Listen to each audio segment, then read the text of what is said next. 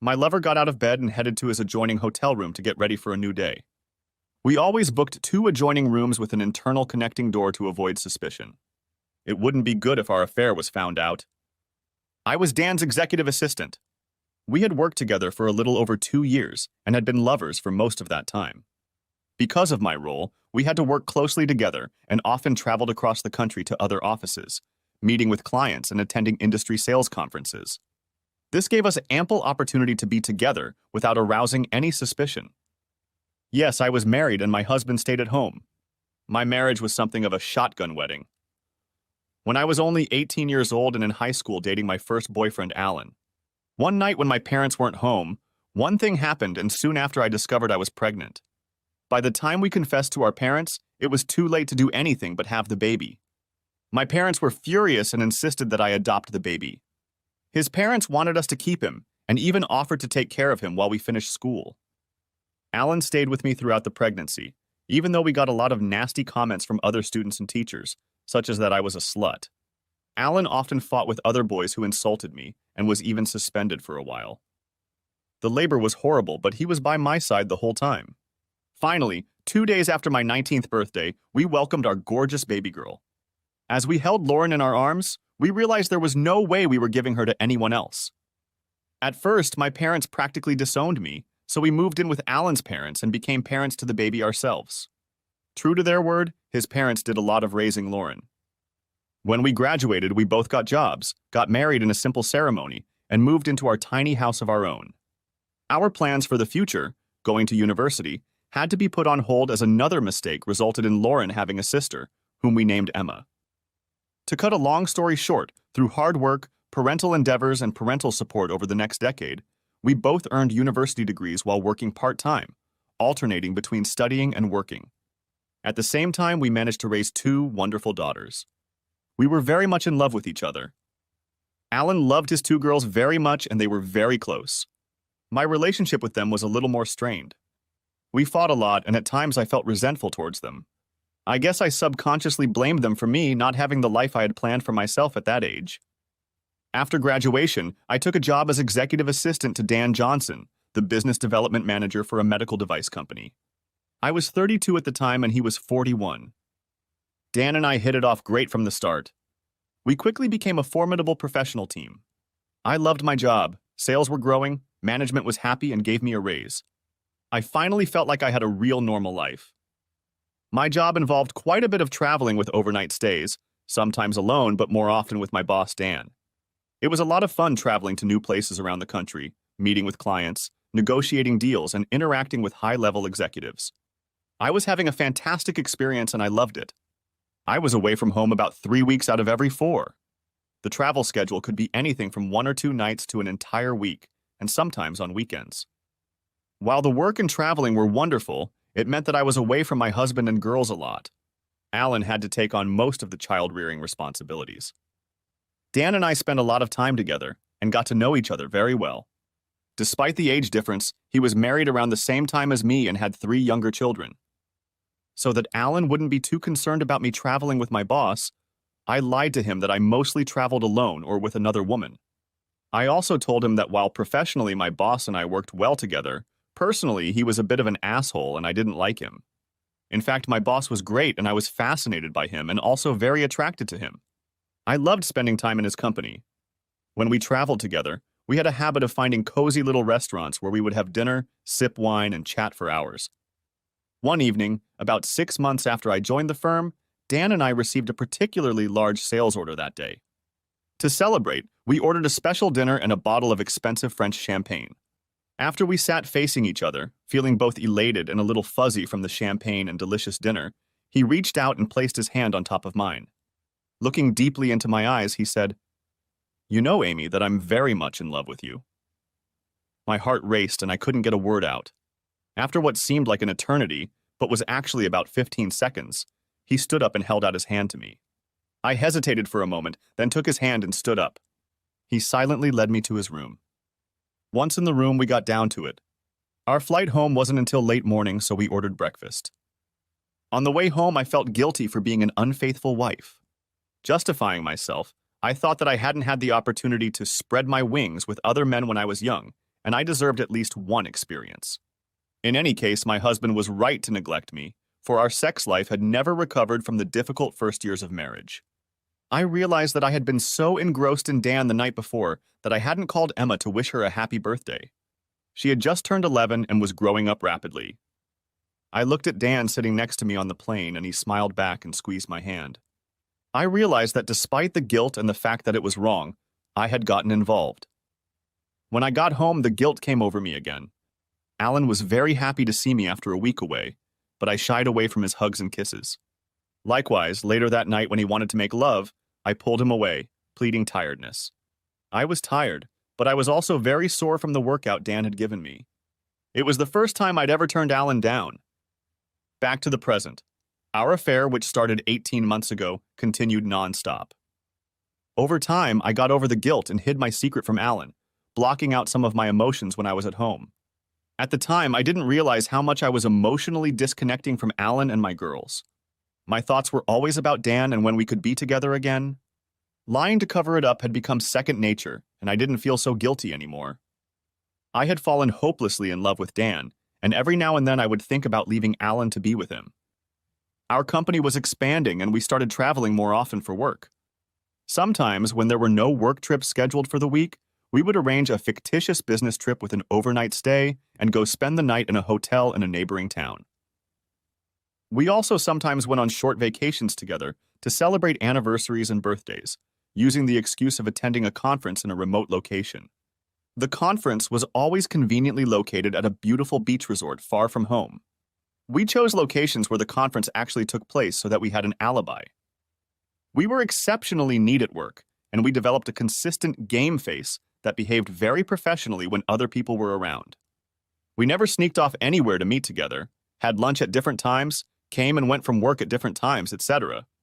We started secret email accounts outside of the work IT system and only communicated through them. We never met in our town. If we had to socialize at office events, it was only in large groups. We never sat together or chatted one-on-one. I usually called home at the end of the day at a time that was convenient for me, so I wouldn't be interrupted or caught off guard. I never told Alan where I was staying, and he never asked. At home, I argued with my husband about my hard-headed boss and having to travel so often and work so hard. He often asked why I wouldn't find another job with a nice boss and less travel. I simply told him that I was learning too much and being paid too much to leave. At the rare work events where partners were to be present, we were very careful about our facial expressions and emotions. I would introduce my husband to my boss, and he would introduce his wife to us. We always made sure to have a polite chat and then moved on to talk to other coworkers. After that, we never looked at each other. In general, we covered our tracks carefully. No one ever suspected anything. My husband Alan was happy that I was doing well at work, but at the same time he was annoyed that I was away from home so much, and most of the child rearing fell on his shoulders, on top of his own job as an IT consultant. Of course, I still loved my husband, even though I noticed that we were drifting apart. He always seemed to be busy with the girls and work. I realized with guilt that our affection had dwindled. I made a mental note that I would try to make it up to him. Alan's story. We had a rough start in life early on, having our first child at 16, getting married at 18, and having another shortly thereafter. Through hard work and teamwork, we managed to graduate from university, me with a degree in information technology and Amy with a degree in commerce, while raising 2 girls. We ignored the difficulties because we loved each other so much. When Amy got her first professional job after graduation about 2 years ago, she was over the moon, and I was very proud of her. At last, we were both working professionally, earning a good salary, and could start enjoying a normal life together. At first, I supported her career in every way I could, but I grew increasingly resentful of the long hours she worked and the amount of traveling she did. She left home around 7 in the morning and usually didn't get home until 6 or 7 in the evening. Most weeks, she would be gone for work for at least 1 or 2 nights, sometimes more, and sometimes she wouldn't get home until Saturday afternoon. When she was home during the week, she either worked after dinner or just sat in front of the TV. On Saturdays, she would sleep late and then go shopping. On Sundays, she would go to the gym in the morning and then have lunch with her girlfriends. She was usually too tired to go out with me in the evening. We didn't spend much family time together. She was always too busy at work to take vacations, so the girls and I often vacationed without her. I noticed that her character was changing. The loving wife and mother was gone, replaced by a selfish, often irritated and aloof occupant of the house in my bed. Whenever I tried to bring it up, I was immediately rebuffed. She would say it was just my imagination, or I was tired at work, or I was working hard for us, or we were fine, etc. I was worried about how it might end. At the end of her first year, I was required to accompany her to a Christmas party at the CEO's mansion. It was there that I first met her boss, Dan, as well as his wife. We chatted politely but briefly about nothing. Then he bowed out and they went off to socialize. My wife led me to the others and started a conversation with the other employees. Later, I suddenly thought it was a bit odd. Her boss seemed to be quite a friendly man, though a bit reserved, but not the ogre Amy had made him out to be. Dan's wife was also very pleasant. Since Amy was his executive assistant, I figured we would have more than just polite, cursory conversation. I also sensed that Amy was a little tense. She had a habit of talking really fast when she was nervous, and it gave her away. I thought it was odd that she was nervous around her boss when they worked so closely together. It was perplexing to me. Although I trusted her completely, I still put the thought aside for later. Over the next year, I was very busy as I decided to start my own IT consulting company. In addition, I was practically single-handedly raising our girls. So I pushed all concerns about Amy to the back burner. As for life with Amy, it was a repeat of the previous year. She started traveling even more often and becoming more and more distant from all three of us. Lately, I began to notice that her attitude toward me was becoming condescending and dismissive. She showed me no love, no affection, nothing. Only occasionally I received something without any love or intimacy. It was obvious that our relationship was crumbling. At the end of the year, I again attended her staff Christmas party. Our interaction with her boss was a repeat of the previous meeting. Afterward, a fleeting thought crossed my mind that she was hiding something. For the first time since we met at 18, I began to doubt her. Was there another man in her life? The thought was almost overwhelming. We had fought together as a team, overcoming many challenges to get where we were now. She wouldn't do that, would she? What was I supposed to do? I didn't go to the extreme of hiring a private investigator or hacking into her computer, but I began to observe her more closely. I couldn't see anything out of the ordinary. Either it was my imagination, or she was very clever at covering her tracks. Either way, all was not well between us. I guess I was just too busy to bother. Meanwhile, my girls were growing up rapidly. We spent a lot of time together and were very close, although unfortunately their mother had little time for them. Both girls were avid soccer players, so every Saturday morning during the season I went to watch them play. It was the highlight of my week. After the game, we would go out for lunch somewhere, usually to their favorite Japanese restaurant, and chat about what they were doing. I noticed that they almost never mentioned their mother. Afterwards, depending on the weather, we would walk on the beach, go to the movies, or go out with friends. After the first game of the season was over, Emma came up to me accompanied by a new member of the soccer team. She was a charming girl, tall, absolutely beautiful, with a wide smile, long dark hair, and deep, dark brown eyes. She was also very athletic and had distinguished herself in her first game with Emma's team, scoring 2 goals. "Hi, Daddy, this is Callie. Can I come over and hang out with her this afternoon?" "Hi, Callie, nice to meet you." "Sure, Emma, as long as Callie's parents don't mind." Callie turned and called out, "Mom, can Emma come over this afternoon?" The woman, obviously Callie's mom, turned and started walking toward us. Holy crap. She was the adult version of her daughter and absolutely stillborn beautiful. She introduced herself as Sophie. She readily agreed to have Emma come to her house in the afternoon. We chatted for a while, but I'm still not sure exactly what I said. I know I babbled incoherently.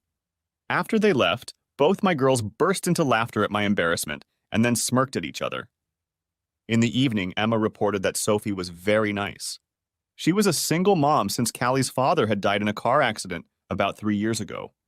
Sophie single-handedly raised Callie and her younger brother Tom for 11 years. The fact that she was a single mom definitely caught my attention. The following Saturday, as Lauren and I were watching Emma play soccer, Sophie and her son came up to us and asked if they could watch with us. I mentally prepared myself to meet her again and was determined not to look so stupid again. We chatted during the game.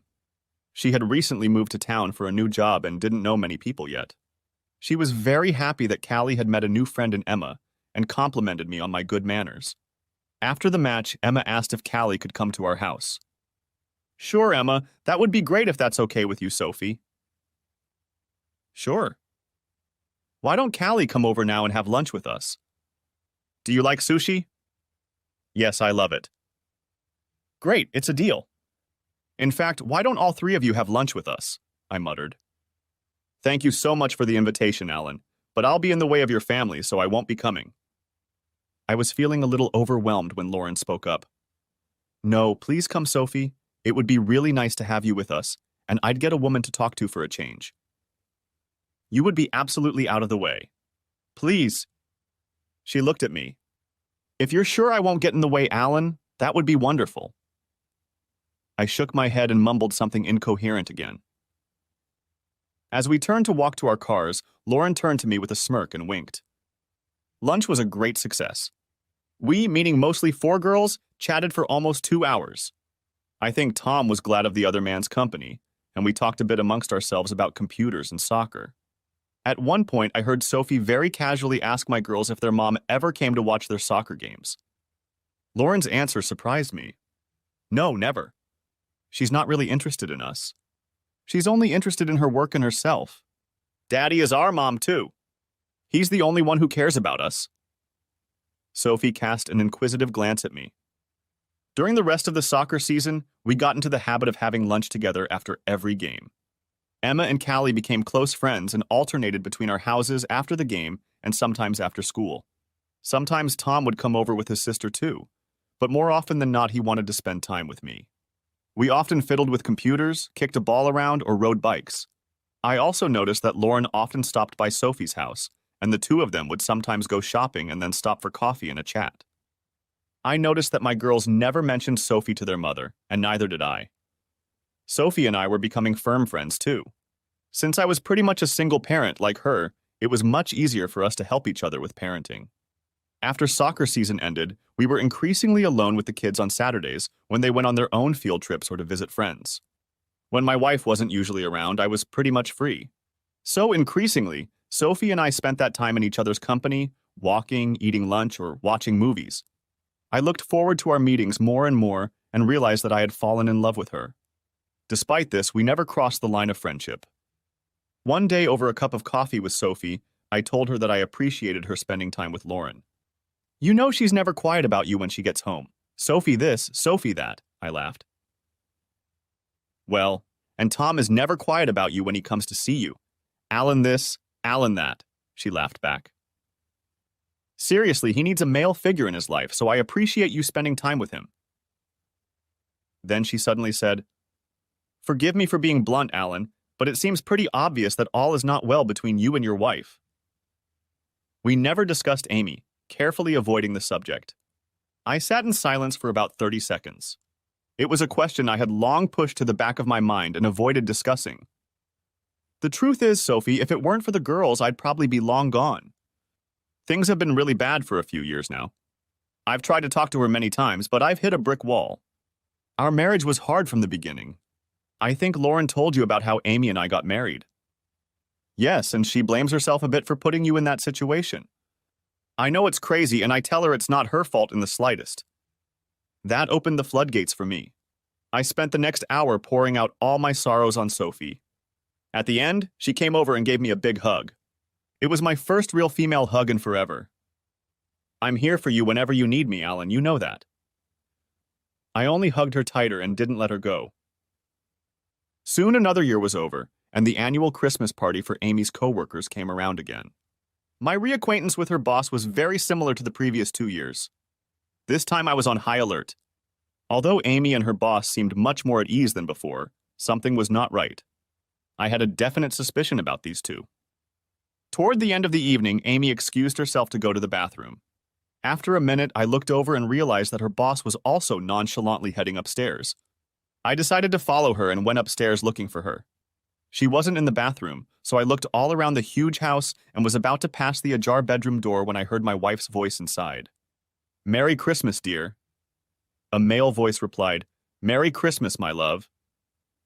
I peeked through the crack of the door and saw Amy and her boss kissing long and passionately with their arms wrapped around each other. I quickly backed away in shock. I went downstairs pondering what to do. I was beyond angry, feeling just dead. I don't have a temper, so instead of an immediate confrontation, I calmed myself down and decided to investigate and make a plan of action first. Amy returned shortly afterward, a little out of breath, and spent the rest of the evening pretending to be my loving wife. I, on the other hand, pretended that nothing had happened. By New Year's Eve, working while Amy slept, I hacked into her phone and laptop. Amy should have known better. Keeping evidence on your personal computer, even if it's really well hidden, isn't very smart when your husband's occupation is computer hacking. My worst fears were realized. There was a trail of evidence in her work, personal, and secret email accounts. Amy was in a long-term affair with her boss that began over 2 years ago. I also discovered photos and videos showing the depth of her betrayal. From their email correspondence, I realized that Amy and Dan had even discussed leaving their partners to be together. She seemed interested, but her lover was more cautious. I really was a dumb and clueless husband. I installed a covert surveillance program in her phone and laptop. I could remotely monitor her every electronic and physical move if I wanted to. My marriage was clearly over. Now I needed to retain custody of my daughters and protect my business and finances. In the new year, I consulted with a divorce attorney. She told me that divorces are no fault, so you can't sue for adultery. However, in a child custody case, once the children turn 14, they have the right to decide which parent they want to live with after the marriage breaks up. She also came up with a strategy to protect my company from financial payouts in a divorce. Emma will turn 14 in 6 months. Until then, I could tolerate living with Amy, and that gave me time to prepare. To make it work, I had to keep everything a secret from Amy. I told Sophie what I had found out, and she cried. It was unexpected. I thought I should be the one most upset and in need of a hug. I held her against me for a while, and she tearfully began to tell me that her husband had been murdered while driving with his secretary. When she went through his belongings after his death, she discovered that they had been having an affair. This made his loss all the more difficult. When she recovered, we talked some more, and I told her about my plans to leave Amy. She only grinned. To put my plans into action, I first convinced my wife that since we were both making good money now, we should sell our small house and rent a bigger place while we looked for our dream home. We would use the money from the sale to put a down payment on a new house. She readily agreed. Our house sold very quickly, and we rented another place nearby. I was a tenant on a lease for only 6 months. I was very sick of sharing a bed with Amy when she was home. When we moved into rental housing, I got a bad cold. I used that as an excuse to move into the spare room so I wouldn't have to give it to her. I never moved back in after that, and she never commented on it. Maybe she didn't notice, or maybe she just liked it. Then I talked my father, whom I also confided in, into starting a new IT company that he himself owned. I was his only employee. I then closed my own company and started running my business through his company. Everything was going according to plan until I ran into a very nervous and scared Lauren. Lauren was dating her first boyfriend, and I immediately thought she was pregnant, just like what happened to her mom. Dad, this is hard for me to tell you, but Mom is having an affair with her boss. I was shocked that she knew and was speechless for a moment. Really? What makes you think that? Well, right after we moved, Emma and I went back to our old house to pick up some things she'd forgotten. Mom and her boss were there. Well, that's a little weird, but it doesn't prove anything. I said, I know about their affair, Lauren. I've known for a long time. Then why don't you do something about this cheating girl? Emma saw her too? Yes. I called out to Emma, who was hiding within earshot around the corner, and she bashfully entered the room. I hugged them both tightly. I knew how awful it was for them to see this, especially young Emma. Can you both keep a very big secret? They nodded. I plan on leaving you soon, Mom. I'm just waiting until Emma turns 14 so you both can legally choose who to live with. With you! They both shouted in unison. It won't be easy to keep this secret, but until then, we mustn't do anything to alert your mother. They smiled conspiratorially. Afterwards, I asked Sophie to have a chat with Lauren. She had her first boyfriend now, and I didn't want her to follow in her mother's footsteps. Fortunately, Amy didn't show up as often, so we could tolerate her occasional presence and keep our secret. We enjoyed it even more when she wasn't home, knowing that the end was near. We spent more and more time with Sophie and her 2 children, often having lunch at each other's houses or going out together. One Friday afternoon, When my wife was supposedly at a conference all weekend, but was actually with her boss at the hotel, Lauren said, "Daddy, I'm going to babysit Sophie today." "Oh, really? What's she doing?" "Going to dinner with a guy at Brassiere Paris, that classy French restaurant in town." I immediately felt real jealousy and tried unsuccessfully not to show it.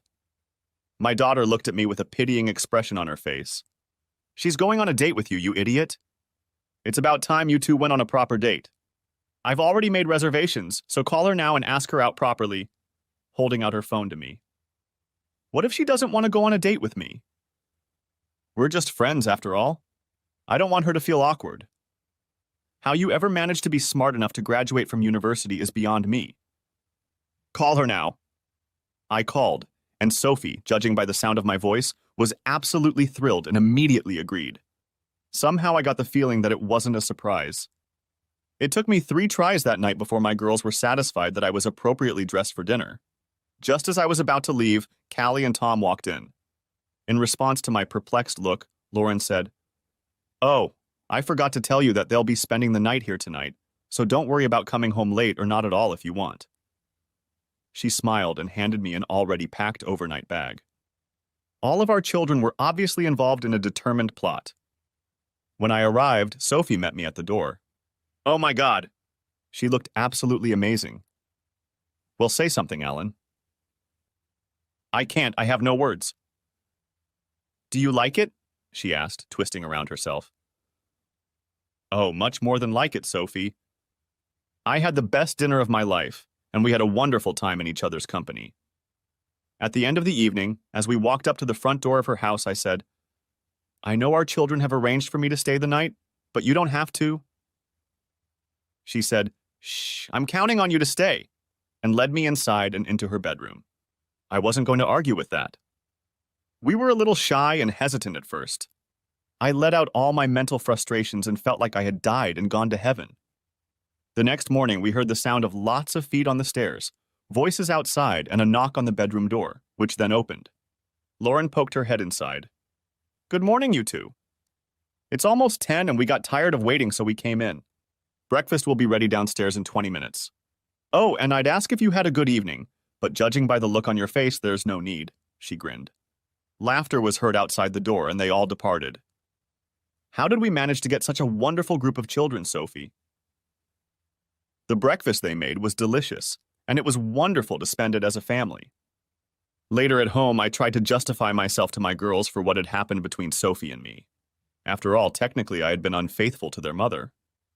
They both just rolled their eyes and laughed at my awkwardness. "Dad, it's about time you were happy again. You're not married to Mom anymore anyway. She left you a long time ago. So what are all you co-conspirators up to?" "Actually, we're all in agreement. Emma and I need a mother, and Cassie and Tom need a father. You and Sophie are made for each other. So everyone wins. Even if I thought it was a good idea, Sophie might not." Papa truth. Even you should be able to tell how she feels about you and what she wants. Do I have any say in the matter? No, absolutely none, Daddy. From the looks on their faces, they were thoroughly amused by all of this. Now I was truly at the mercy of my daughters. A few days later at dinner, when we were all gathered together, I announced that I intended to go house hunting the following weekend. Sophie asked what kind of house I was looking for. I wanted to be close to the beach, 2 stories, with a large family room, a kids' escape room, a large backyard, and a pool. It should have at least 6 bedrooms in case my family ever grows, because you never know. Looking directly at her, I said, "I also want to make sure it will appeal to the woman I might fall head over heels in love with." Sophie stared back for a full minute, then walked over to where I was sitting and kissed me passionately in front of the children. When we took a breath, they watched us in silence and then exploded with joy, dancing around us. I took that as a yes. After weeks of searching, we found the perfect place. We decided to buy it jointly. She used her husband's life insurance money, and I used the proceeds from the sale of my house as collateral. Everything was ready for a showdown with Amy. As Emma's 14th birthday and thus D-Day approached, Amy announced that she was leaving for 7 days to attend a sales conference on the West Coast. I later checked her email and discovered that she was actually going on vacation with her boss to celebrate their third wedding anniversary on the island of Bali in Indonesia. To avoid arousing suspicion at work, they independently told everyone that they were going on vacation with their families because they were working so hard that they were neglecting them. She would leave work a day earlier than her boss and fly to Bali alone. He would fly in a day later. She would come back to work a day earlier than her boss to make the script look believable. They were getting lazy. Their gimmicks weren't up to their usual standards, as the whole thing could easily unravel if someone checked. Amy flew off to her conference, and we immediately started packing and moving our things to our new home, where Sophie and the kids had moved a month earlier. The Balinese god of vengeance, if there is such a thing, was really smiling down on me. The same night Amy arrived, Agung volcano, an active volcano in Bali, began erupting in full force, spewing clouds of volcanic dust into the air. All air travel in and out of Bali was immediately suspended. Her lover stayed home and Amy was stuck in Bali alone to celebrate their wedding anniversary. "This is impossible to make up. I laughed so hard I almost peed my pants." The volcano continued to erupt and all flights were still canceled, separating the lovers. Behind the scenes, I checked her emails and messages every day to amuse myself. The lovers were not happy at camp, and Amy was very resentful of Dan, as if it was his fault. Every once in a while, Amy would call home and tell me how busy she was at a conference, and blah, blah, blah. Typically, I would ask her how things were going at the hotel and ask questions about the city she was supposedly in. When I later gained remote access to her laptop, it turned out that during the phone call, she had been frantically searching the internet for information to come up with plausible answers. Meanwhile, all 6 of us were settling into our new home. I had my attorney file a separation document with the family court. I also obtained temporary custody of my girls from the court after filing their signed statements that they wanted to live with me. As the day of Amy's return approached, all flights were canceled, and I wondered how Amy would handle the situation. She called me one evening and told me that she had made a lot of connections with potential big sales leads at the conference, and her boss had asked her to follow up with them right away before she returned home. I could tell she was very nervous. It's also a good thing she didn't call on the video link, or I wouldn't have been able to contain myself. I just assured Amy that we were fine and I understood. Another week went by and she was still stuck in Bali. I saw frantic emails and texts between the two lovers. Her boss informed everyone at work that she had to extend her vacation due to a family emergency. Her boss also called me and deeply apologized for causing Amy to be away from home for so long, but it was a big opportunity, vital to the company, blah, blah, blah. I waited for his call and was ready to answer like a dutiful husband to an important working wife. I assured him that I was fine and understood. I then innocently asked him where Amy was going. He began to quickly think of places. I read Amy his letter, letting her know where she needed to be. My strategy, of course, was to make her squirm and plant the seeds of doubt in her mind that she had been discovered. I kept assuring my wife when she called that I understood everything, but kept asking her about interesting places in the cities where she was staying. I knew she had researched everything beforehand, so I always asked her a few unexpected trick questions and enjoyed her attempts to give herself away. I was just playing dumb. During one call, I said, "Hey, Amy, did you read about those poor people who are stranded in Bali and can't get home because of the volcano?" There was a moment of silence, then I replied, "Oh yeah, but I didn't pay much attention to it on the news." One of my coworkers was stuck there for 2 weeks. "Do you remember Paul Howard and his wife? We met them about 6 months ago." "Oh, yes. We're working on a project together, and he has to do his part of the work remotely via the internet from his hotel in Nusa Dua. At least the Grand Hyatt isn't a bad place to be stuck." Amy's squeak was heard on the line. Sure enough, it was the hotel she was staying at. Paul hadn't even been to Bali, but she didn't know that. Immediately after the call, she'd moved to a cheap hotel on the other side of the island. She must have prayed she could get away with it. Of course, my 5 girls and son thought the whole farce was hilarious. Yes, Sophie's children were mine now. Finally, after almost 3 weeks, the volcano stopped erupting and flights from Bali resumed.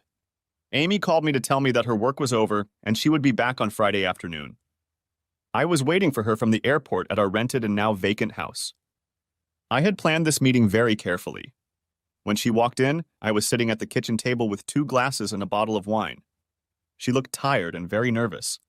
Oddly enough, for someone who had been in business for 3 weeks, she had a deep tan. I didn't bother with the usual kiss on the cheek. Wow, you got a great tan on your business trip? Did you even have time to do anything? She babbled something, blushing. Sit down and have a glass of wine with me. I poured wine into my glass and took a sip. Alan, I'm tired. I just want to go upstairs, take a shower, and rest before dinner. I'm sorry, but we have something to discuss and it can't wait, so please sit down. The girls are staying the night at a friend's house, so we won't be disturbed. The look on Amy's face expressed genuine fear. She thought her game was finally over and I was about to lower the boom. But she didn't know how to do it. She reluctantly sat down and I poured her a glass. I'd rehearsed this speech many times and honed the apologetic face. You know things haven't been smooth between us for a long time, Amy. Do you know why? She looked startled and only mumbled a no. I'm sorry to have to tell you this, Amy, but I can't sugarcoat it. The truth is that I've met another woman. I love her and I want to be with her. That's why I've decided to leave you to be with her.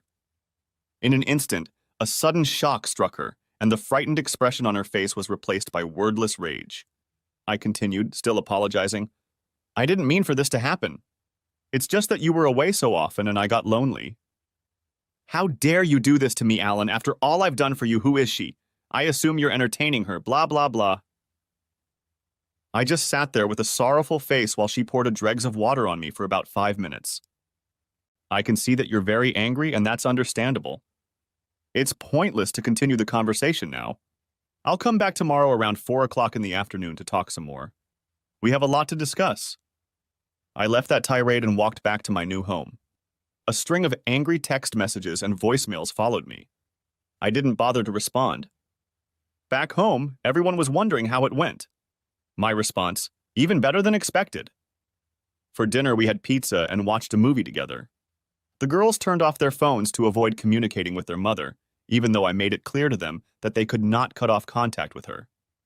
Why didn't I attack her for her cheating? Because it would have hurt her so much more that way. That night, Sophie and I made tender love.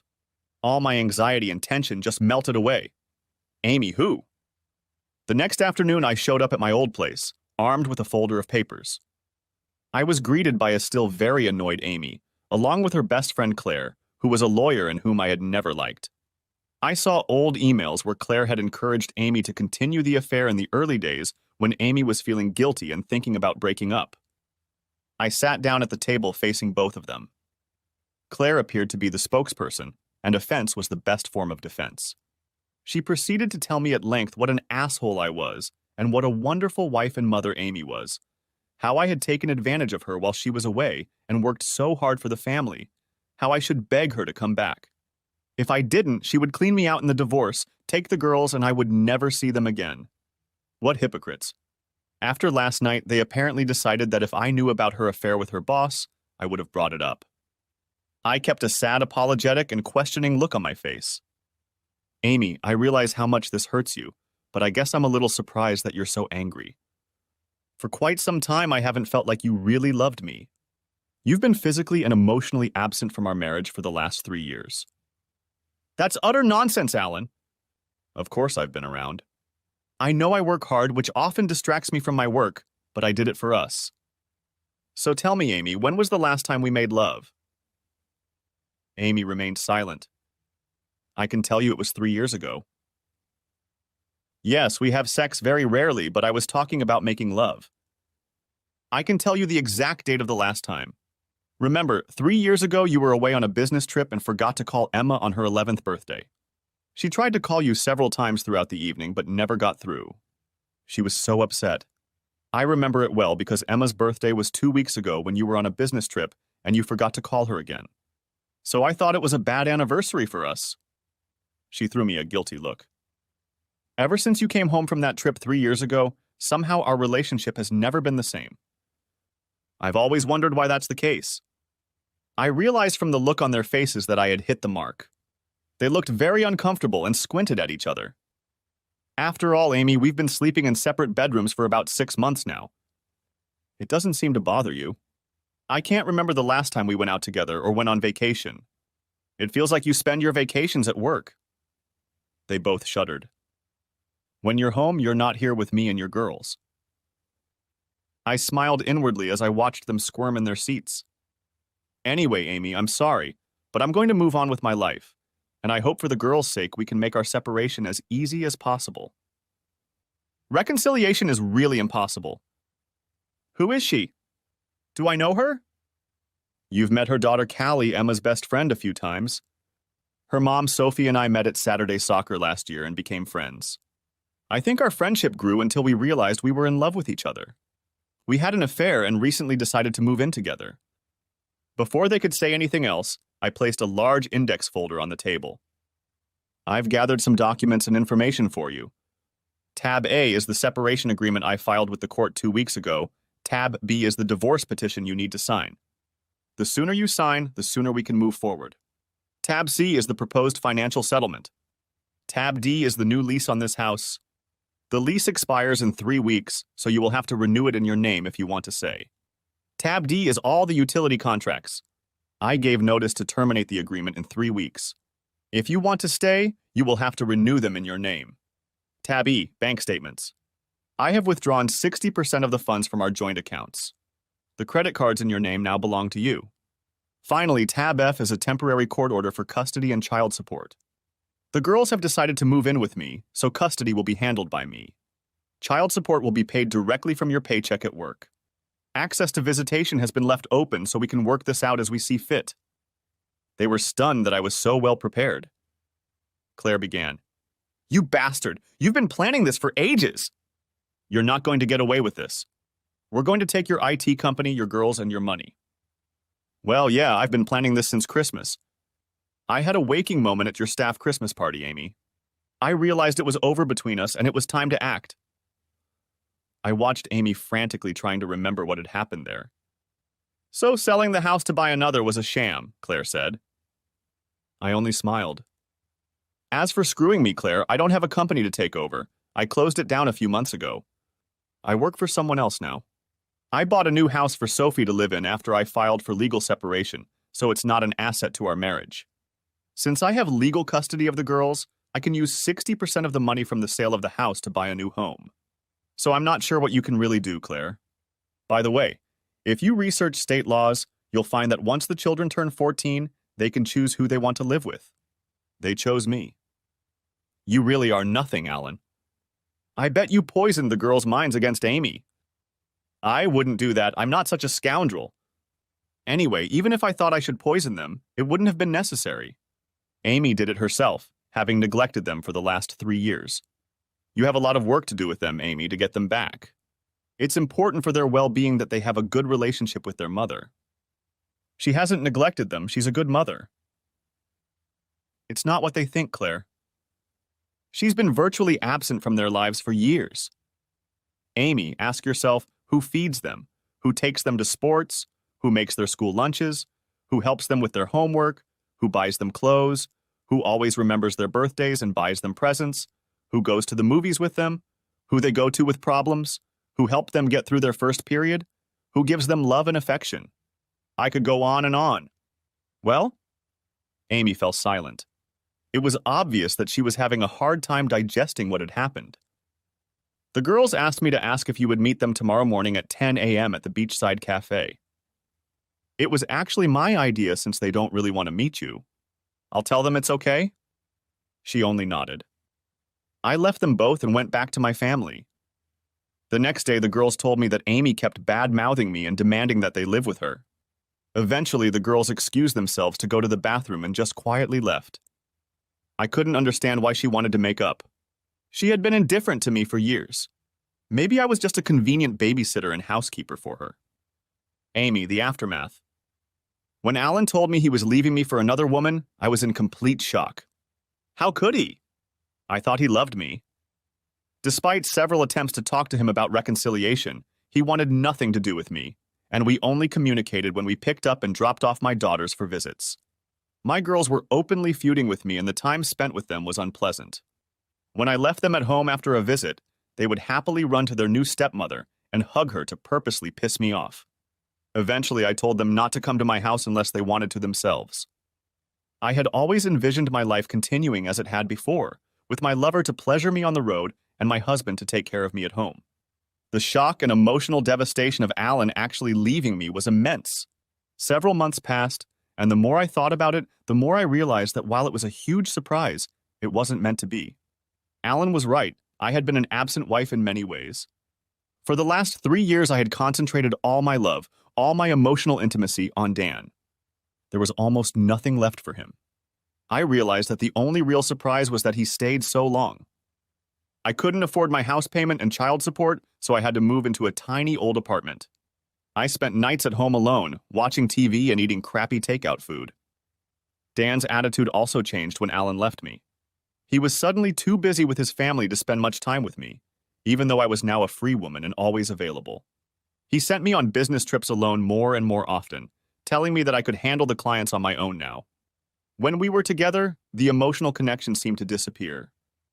About 6 months into the marriage breakup, Dan announced that he was quitting his job and moving to another firm in another city. I tearfully asked him to never contact me again.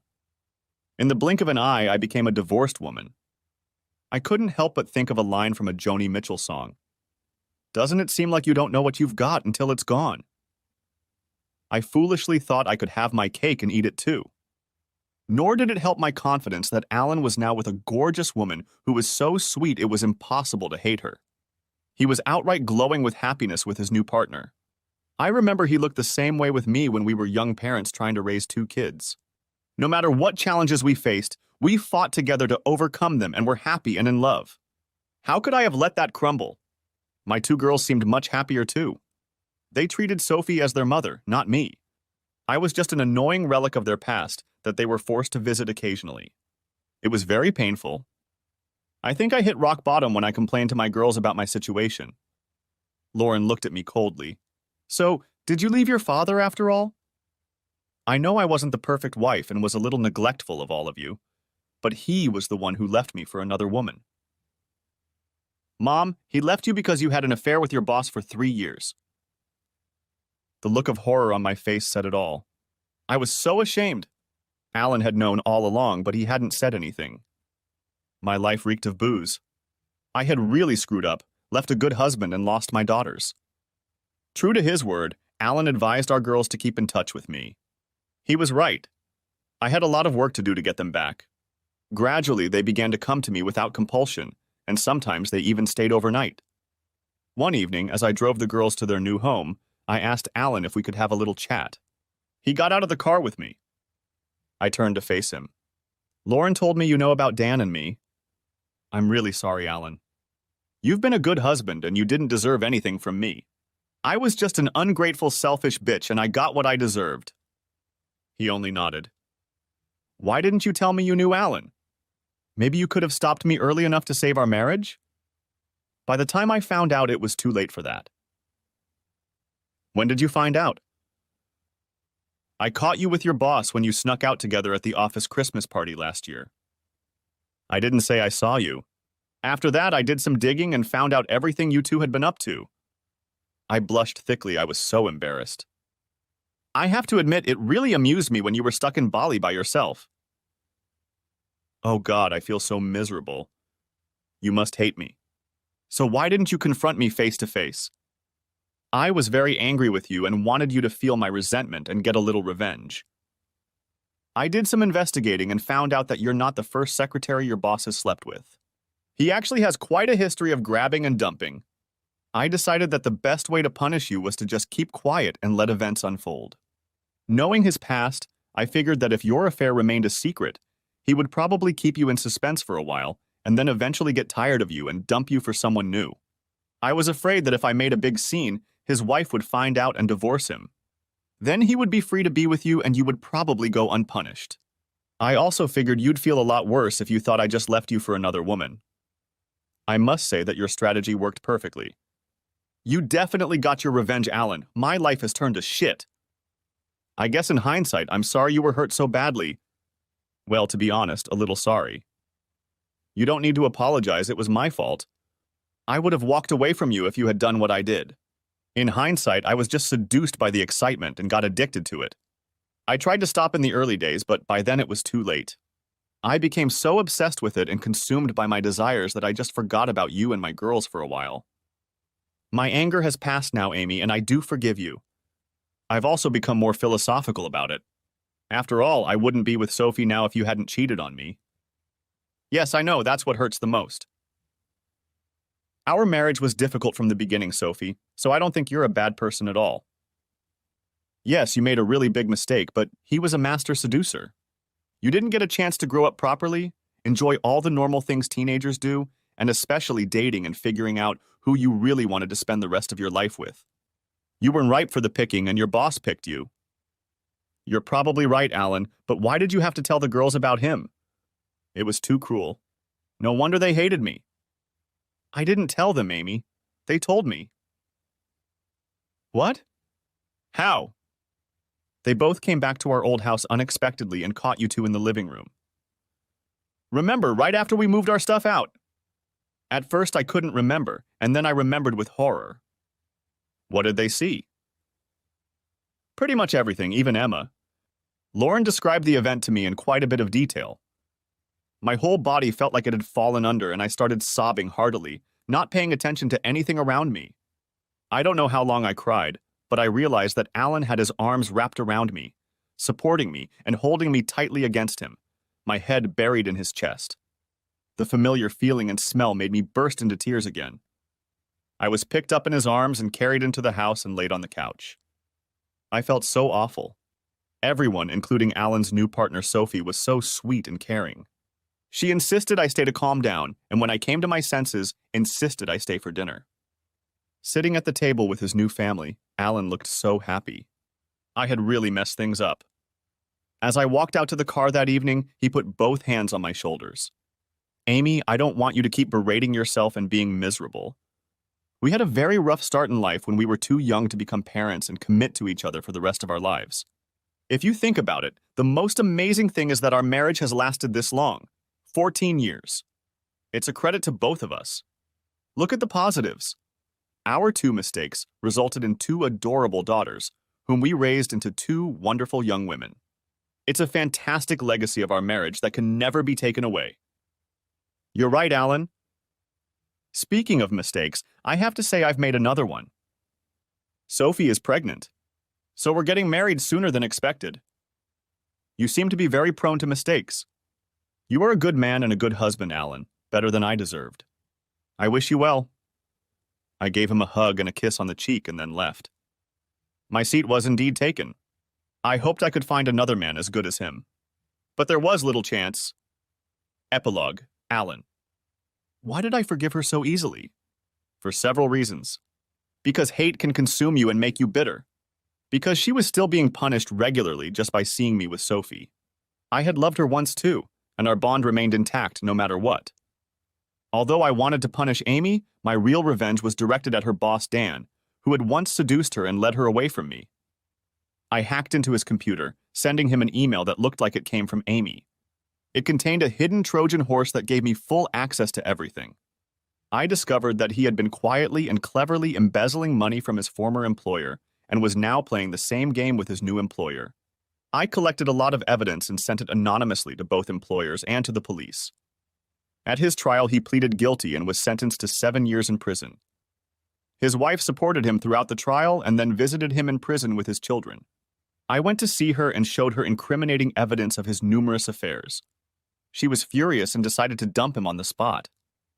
To complete my revenge, I visited Dan in prison. He didn't recognize me at first. Hi, Dan, we've met before. I'm Amy's ex-husband.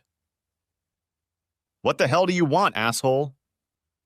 To give you messages. The first one is from my ex-wife, Amy.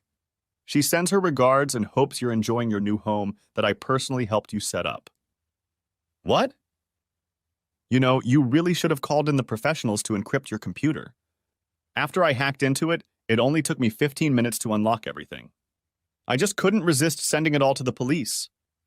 After he stopped swearing at me, I said, I hope you don't mind, but I also visited your wife and took the liberty of showing her all those compromising photos and videos I found of you and your girlfriends. I must say that she was very angry with you. She insisted that we get revenge and I couldn't refuse. I don't know why she wasn't enough for you. Nonsense. She wanted me to show you this. I spread the pictures in front of him. Sure, they'd been doctored with Photoshop, but he didn't know that. She said to tell you that she'll never visit you here again, and you'll never see your children again.